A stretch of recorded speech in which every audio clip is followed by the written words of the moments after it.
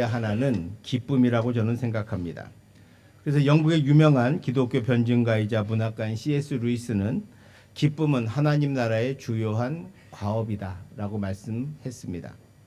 이 말은 하나님께서 우리가 이 땅에서 기뻐하며 살기를 원하신다는 것입니다. 주님은 우리가 이 땅에서 때로는 눈물을 흘리고 때로는 괴롭고 때로는 고통 가운데 살 수도 있지만 그거는 하나님이 진정으로 원하시는 것은 아니라는 거죠. 주님께서 우리에게 원하시는 것은 참된 기쁨을 누리며 사는 것입니다. 사도 바울은 로마서 14장 17절에서 하나님 나라는 먹는 것과 마시는 것이 아니요 오직 성령 안에서 의와 평강과 희락이라고 말했습니다. 하나님 나라는 성령 안에서 기쁘고 거룩하게 살아가는 것입니다. 하나님 나라는 먹고 마시는 것이 아니라 성령 안에서 의와 평강과 희락에, 저 희락이 바로 기쁨이거든요. 참된 기쁨을 누리며 살아가는 것이죠. 주님께서 주시고자 하는 기쁨은 세상이 주는 것과 완전히 다릅니다. 첫째로 주님이 주시고자 하는 기쁨은 재미와 놀이 같은 것이 아닙니다. 세상의 기쁨은 재미와 놀이를 추구합니다. 사람들은 쾌락을 추구하면서 기쁨이라고 말합니다. 아닙니다. 기쁨과 그리고 재미는 별개입니다. 놀이나 여행을 통해 재미를 얻을 수 있지만 참된 기쁨은 얻을 수 없습니다. 둘째로 주님이 주시고자 하는 기쁨은 유쾌함, 즉 언제나 파티 같은 삶을 사는 것이 아닙니다. 낙천적이고 성격이 쾌활한 사람은 늘 웃고 사는 것처럼 보입니다. 그렇다고 그것은 기쁨이 아닙니다. 세 번째로 주님이 주시고자 하는 기쁨은 아무 근심과 걱정이 없는 것과는 다릅니다. 여름에 해외여행 가라고 하는 광고를 보시면 모든 염려와 걱정을 날려버리고 즐거운 휴가를 보내라고 합니다. 물론 갔다 오면 또다시 고민이 생기겠지만 그리고 우리 삶에 고민이나 문제가 근심이 걱정이 사라지지는 않습니다. 진정한 기쁨은 그런 게 아니라는 거죠. 그럼 진정한 기쁨은 뭐냐? 진정한 기쁨은 어디서부터 오느냐? 첫 번째로 기쁨은 사랑을 받는 것으로부터 시작합니다. 주님이 나를 사랑한다는 것을 발견하는 그 순간부터 우리는 주님 안에서 기쁨을 회복할 수 있습니다. 로마서 5장 8절에 보면 우리가 아직 죄인 되었을 때 그리스도께서 우리를 위하여 죽으심으로 하나님께서 우리에 대한 자기의 사랑을 확증하셨다고 말씀합니다. 그러니까 주님의 사랑을 우리가 확인하고 깨닫는 순간, 주님을 영접하는 순간, 주님을 만나는 순간 우리는 진정으로 하나님께서 나를 사랑하셨구나. 주님께서 나를 위해 십자가에 달려 죽으셨구나 라는 것을 깨닫게 된다는 거예요. 그래서 그전에 내가 사랑받지 못한 사람이었다면, 열등감 속에 살았던 사람이었다면, 또는 정신적으로 상처를 받고 있었다면, 여러분 우리가 사랑받는 것이 왜 중요하냐? 사랑을 못 받으면 자존감이 없어집니다. 자신감을 상실할 뿐만 아니라 내가 이 땅에 살아갈 존재 이유를 잃어버리게 됩니다. 그래서 우리 자녀들에게 사랑을 듬뿍 줘야 되는 이유가 바로 그런 거죠. 그런데 세상을 살면서 많은 사람들이 진정한 사랑을 갈구 얻지 못해서 방황하고 헤매는 경우가 너무 많습니다. 그럴 때 주님을 만나고 나면 주님의 십자가의 은혜와 사랑이 우리 마음속에 새겨지고 주님께서 나를 위해 죽으셨구나. 하나님이 나를 그렇게 정말로 사랑하시는구나. 내가 그냥 태어난 것이 아니라 하나님께서 귀한 생명을 목적을 가지고 나를 이 땅에 보내셨구나 라는 것을 발견하게 됩니다. 그때부터 우리는 기쁨이라고 하는 것이 뭔지를 발견하게 돼요. 사람은 사랑받느냐 못 받느냐에 따라서, 그걸 아느냐 모르느냐에 따라서 인생의 향방이 결정됩니다. 사람이 성장하면서 성숙해가는 것은 밥으로 성장하고 성숙하는 게 아니라 사랑으로 성장하고 사랑으로 성숙해지는 것입니다. 그러므로 우리가 무엇보다도 주님의 십자가의 은혜와 사랑을 깊이 체험하시기를 축원드립니다. 그걸 체험할 때 여러분 우리 마음 가운데 진정한 기쁨이 시작됩니다. 그리고 두 번째 기쁨은 주님에게 있음을 아는 거예요. 십자가의 은혜를 경험했으면 이제 진정한 은혜와 기쁨은 주님으로부터 오는구나 라는 걸 발견하게 되죠. 빌립보서 4장 11절 13절 말씀을 한번 보시기 바랍니다. 우리 한 절씩 교독하겠습니다. 내가 궁핍함으로 말하는 것이 아니니라 어떠한 형편에든지 나는 자족하기를 배웠노니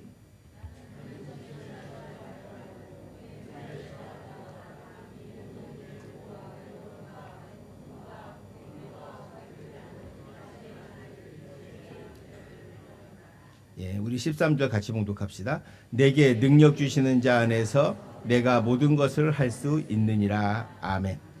기쁨이 주님으로부터 온다는 사실을 깨달으면 아는 게 뭐냐? 아, 나는 지금 궁핍하고 힘들어도 고통 속에 살아도 내가 가난하건 부자건 배고프건 배부르건 어떤 상황에 있어도 나는 모든 것에 살아갈 수 있는 비결을 알았다는 거예요. 왜냐하면 그것이 내게 능력 주시는 자 안에서 내가 모든 것을 할 수 있다는 사실을 발견하기 때문입니다. 사도 바울은 어떤 상황에도 자신이 절망하지 않는 이유를 지금 이 빌립보서 4장 11, 13절에서 말씀하고 있는 거예요. 내가 사람들이 봤을 때는 바울이 불쌍하죠. 감옥도 맨날 가고 매 맞고 제대로 먹지도 못하고 자지도 못하고 정말 불쌍한 인생을 살아가는 것처럼 보입니다. 그런데 두려워하지 않는단 말이에요. 늘 기뻐한단 말이죠. 늘 감사한단 말입니다. 왜 그럴까? 그것이 어딜까? 바로 내게 능력 주시는 자 안에서, 즉 예수 그리스도 안에서 살아가기 때문입니다. 그래서 빌립보서 4장 4절에서도 주 안에서 항상 기뻐하라, 내가 다시 말하노니 기뻐하라고 말씀합니다. 데살로니가전서 5장 16절에서도 항상 기뻐하라고 말씀합니다. 사도 바울은 항상 기쁩니다. 매 맞아도 기쁘고 감옥 갇혀도 기쁘고 억울함을 당해도 기쁘다. 여러분, 그러면 바보 아닙니까?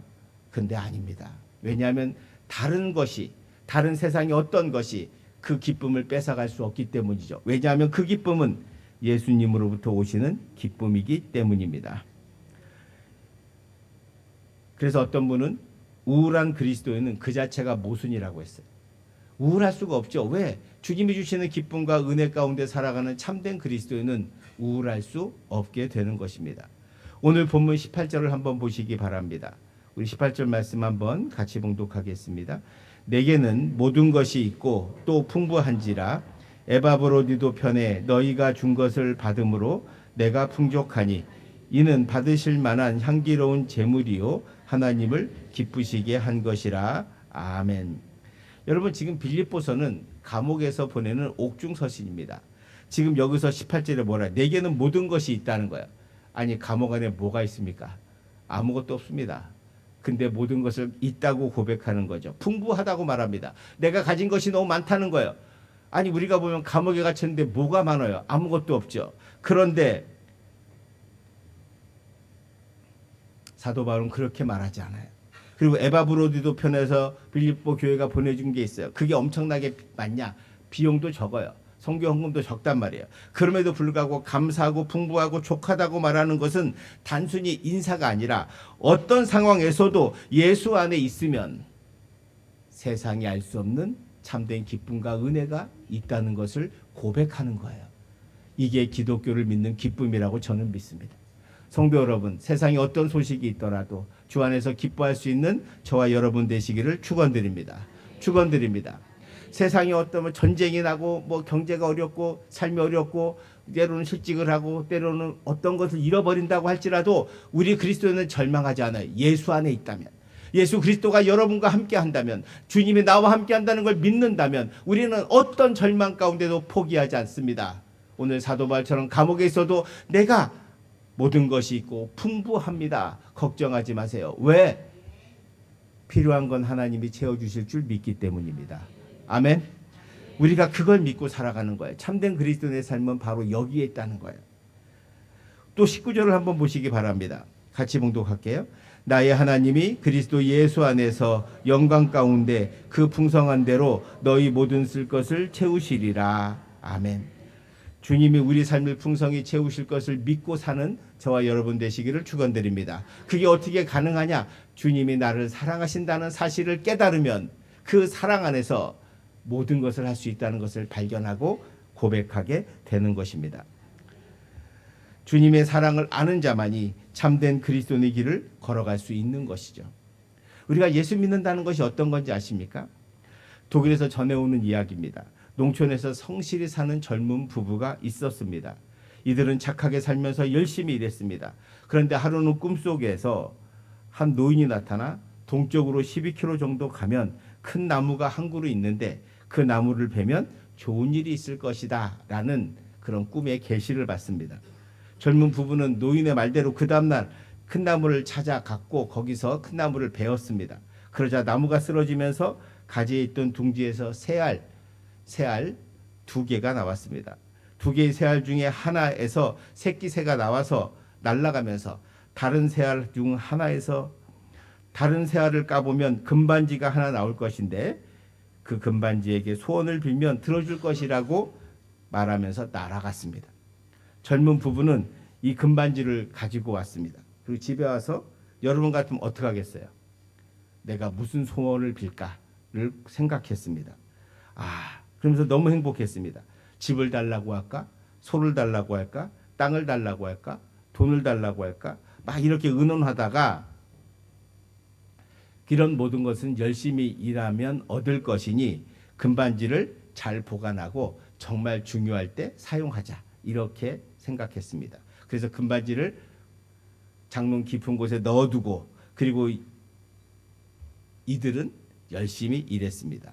그러니까 중요한 건 뭐냐면 무슨 소원을 들어달라는 요구보다도 반지가 있다는 사실에 든든했다는 거예요. 왜? 내가 언제든지 소원을 말하면 들어주는 반지가 있으니까. 그래서 이들은 소원을 들어주는 반지를 사용하기보다는 더 열심히 일했습니다. 땅도 사고 논도 사고 소도 샀습니다. 나중에는 부자가 되었습니다. 그리고 아들 삼형제까지 두었습니다. 이런 동안 소원을 들어주는 반지보다 더 귀한 것이 희망과 사랑과 성실과 믿음이라는 것을 깨닫게 되었습니다. 그들은 아들들과 함께 행복한 나날을 보내다가 평화롭게 숨졌습니다. 그리고는 아들 삼형제에게 금반지 유언을 했습니다. 아들 삼형제는 부모로부터 금반지 유언을 들은 다음에 금반지를 꺼내놓고 소원을 뭘로 할 거냐를 이제 고민하게 됐습니다. 그때 큰아들이 말했습니다. 지금 우리는 부족함이 없이 살고 있다. 더 이상 무슨 욕심을 낼 것인가? 부모님은 소원을 풀지 않고 희망 속에서 행복하게 사셨는데 우리가 소원을 풀면 되겠냐? 그래서 금반지 때문에 서로 갈라지지 말고 잘 부모님 묘소에 묻어드리고 희망 속에서 살아가자 이렇게 결정했다고 합니다. 그래서 그 반지는 부모의 묘소에 묻혔습니다. 여러분, 그럼 그 반지는 뭡니까? 그 반지에 대고 한 번도 소원을 빌지 않았지만 그 반지를 가지고 있는 것만으로도 그들은 희망과 소망을 가지고 살아가게 되었습니다. 여러분, 소원을 들어주는 반지보다 더 중요한 것은 미래에 대한 소망을 가지고 살아가는 것입니다. 오늘 우리날 우리에게 가장 부족한 것이 저는 이거라고 생각해요. 그래서 어떤 분은 일주일에 한 번씩 복권을 산다고 해요. 왜 사냐? 한 주일 동안 이게 당첨되면 뭐 할 거라고 상상을 하고 산다는 거예요. 내가 이 당첨이 되면 집도 사고 뭐도 사고 차도 사고 맛있는 것도 사고 이렇게 상상하며 산다는 거예요. 일주일은 어떻게 돼요? 꽝이네? 그럼 다시 사. 그리고 또 일주일 동안 또 마음속에 품고 사는 거예요. 여러분, 이게 왜 중요하냐? 저는 그게 나쁘다고 생각하지 않아요. 왜냐하면 그거라도 소망을 가지고 살아야 이 힘든 세상을 하루하루 살아갈 수 있다는 고백이기 때문에 저는 그래요. 그런데 여러분, 그런 걸 의지하지 말라는 거예요. 금반지 소원 안 들어줘도 되지만 예수 그리스도는 여러분 마음속에 주님을 품고 살아가면 주님께서 주시는 희망과 기쁨과 은혜가 있다는 거예요. 왜 이 힘든 세상을 여러분 혼자 스스로 살려고 하냐는 거죠. 왜 여러분 스스로 혼자 여러분의 절망을, 여러분의 삶의 환경을, 여러분의 괴로움을 가지고 사냐는 거예요. 아니, 주님께 맡기고 살라고 그렇게 성경은 말해도 그걸 맡기지 못하고 그냥 뭉쳐지고 내가 점점긍긍하면서 다른 것에 의지하지 마시라는 거야. 그래서 절망 가운데, 슬픔 가운데, 괴로움 가운데 살지 마시고 주님 안에서 참된 기쁨을 누리며 살아가라고 하는 것입니다. 사랑하는 성도 여러분, 복권 이런 것에 희망 품지 마시고 주님을 여러분 마음속에 품으시기를 축원드립니다. 세 번째로 기쁨은 어떨 때 우리가 진정한 기쁨이 오냐? 예수님의 사랑을 알고 예수님 안에 있으면서 세 번째로 예수님이 우리의 생각과 가치관을 바꾸실 때입니다. 가치관은 중요합니다. 가치관은 내가 세상을 어떻게 바라보는가, 또 내가 어떤 것을 귀하게 여기는가가 다 결정됩니다. 사람은 가치 있는 것에 목숨을 걸게 돼 있습니다. 거기에 돈도 쓰고 거기에 시간도 쓰고 거기에 모든 걸 올인하는 경우도 많습니다. 사도 바울도 그랬습니다. 예수님을 만나기 전에는 자신의 성공과 자신의 야망을 위해 살았던 사람이지만 예수님을 만나고 나서 자신의 모든 것을 배설물로 여겼다고 고백합니다. 주님을 만나고 나서 그 전에 같이 있던 것이 다 무가치한 것이라고 고백했단 말입니다. 여러분, 미국의 어떤 부호가 그림을 수집하는 취미가 있었습니다. 그래서 이 사람은 전 세계에서 유명한 그림들을 다 수집을 했습니다. 그 중에 중개상 한 명을 두고 그 한 명이 여러 가지 전 세계에서 유명한 고흐, 고갱, 인상파 화가들부터 해가지고 여러 가지 아름다운 그림들을 다 수집했습니다. 그래서 이제 자기 집에다가 이제 다 이제 화랑을 만들어 놓고 이제 자랑하고 있었습니다. 근데 어느 날 프랑스의 유명한 미술 감정가가 여기를 왔습니다.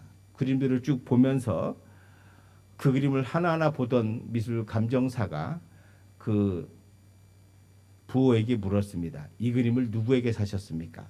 그러자 부호는 믿을 만한 중개상을 통해서 샀습니다. 라고 말했습니다. 그러자 감정하시는 분은 심각하게 이렇게 말했습니다. 사장님, 이거 다 가짜입니다.